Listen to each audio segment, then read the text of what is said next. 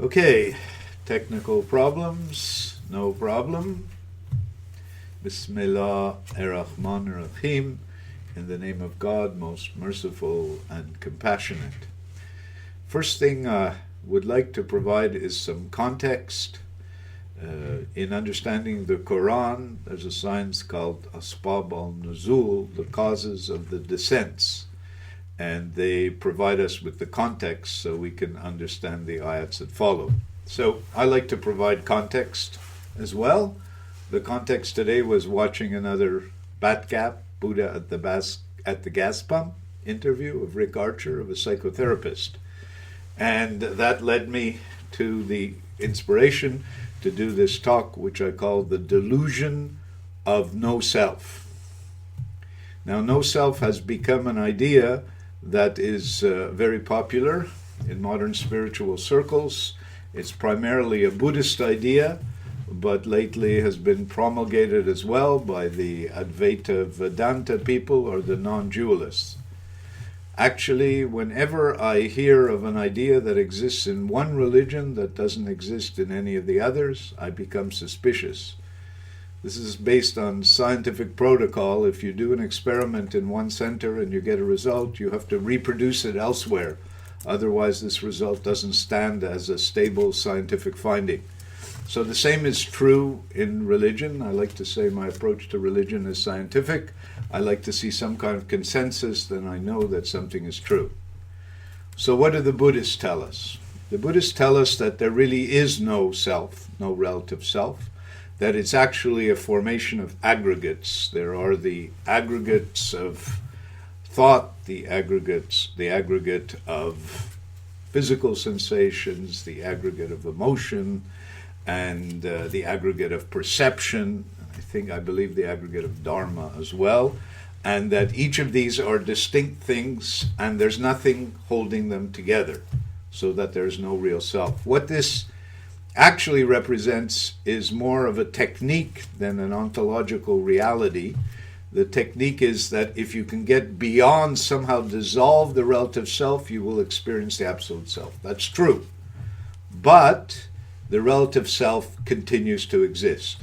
Now, how do we know this? In many different ways we can realize this. All of the scriptures, except for the Buddhist ones, talk about it. Even the Hindus, from which Advaita Vedanta is part, talk about the Atman, which is the individual soul. In Christianity, Judaism, Islam, it's very clear the relative self exists. So why is this important? First of all, it's very important because otherwise we get to a lot of misunderstanding if we think that the relative self doesn't exist at all. A misunderstanding of the nature of reality and the nature of our relationship as individuals with the absolute self. Now, this has led to a whole host of problems that you can find out about if you study any of the Eastern movements that have come west, although it's not only a problem for Eastern religions, but many of the Hindu gurus, for example, have taken advantage of this kind of concept to say, well, I'm the guru and I'm God and that's all that exists, so everything I do is right. And this is a really very dangerous misunderstanding. In the Quran, we are told that one of the major purposes of creating us, is to worship God. If there's no individual self, there can be no possible worshiping. It's the relative self that worships the absolute self. That's why in the history of Sufism we have the well-known story of Mansur al-Hallaj, who was actually advised by his own sheikh not to make the statement, An al-Haq, I am the truth, because it would lead to misunderstanding.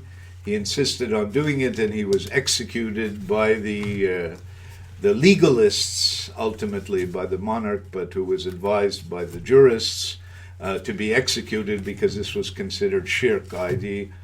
a form of idolatry. But, and no doubt his experience was genuine, but this experience has to be tempered by a kind of sobriety that allows us to exist properly.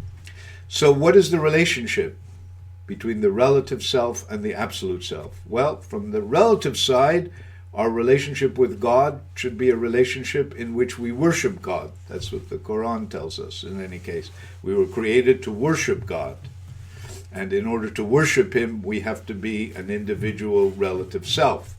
From the other side, and this is in the text, of course, we're reminded over and over again that God has love, He has compassion for us as relative self.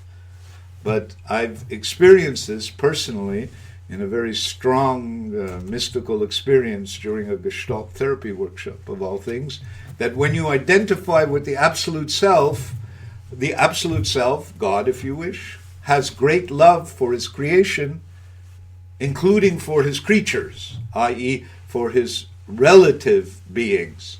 So the absolute has love for the relative, so the relative must exist. Otherwise, this love cannot be communicated and shared. Now, overall, if one adopts this no-self attitude, there are many dangers, many dangers. One of the dangers is psychosis. If you get to a place where there really is no self, and you haven't attained yet the absolute self as another default position, you're in trouble. Okay, and this is what the hippies called the bad trip, but psychiatrists like myself might call nihilistic delusions. I don't exist. Nothing exists. That's one danger. Second danger is in terms of what happens in the afterlife, because the self, the soul, as it was known, continues in the afterlife. For the Hindus and Buddhists, it continues in a form of reincarnation, coming back and forth, but in any case, it continues, and it never ends. Buddhists have seen the Buddha. What happened if the relative self of the Buddha doesn't exist because he's realized, how do Buddhists see the Buddha? Muslims see Muhammad, Christians see Jesus, so all of these relative selves, regardless of how high, still continue to exist.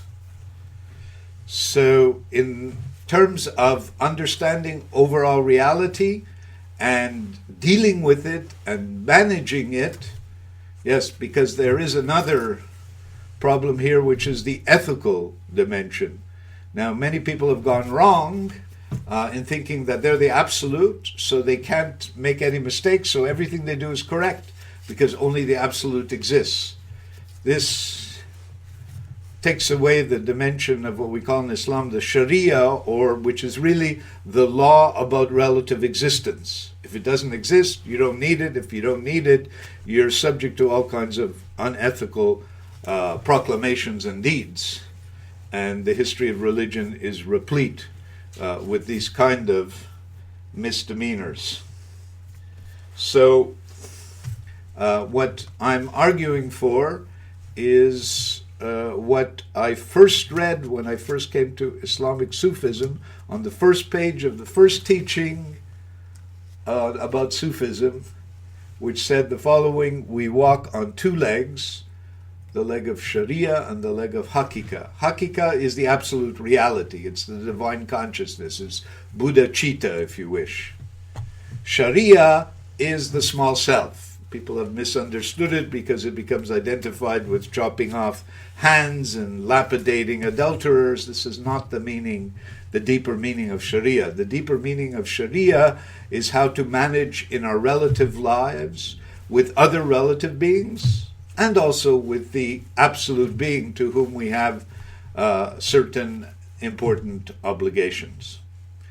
I hope that is all very clear. I hope that dispenses with an important delusion of modern times and helps you get back on what we call the straight path. Subhana rabbika rabbil izzati amma yasifun, salamun mursalin, walhamdulillahi rabbil alamin.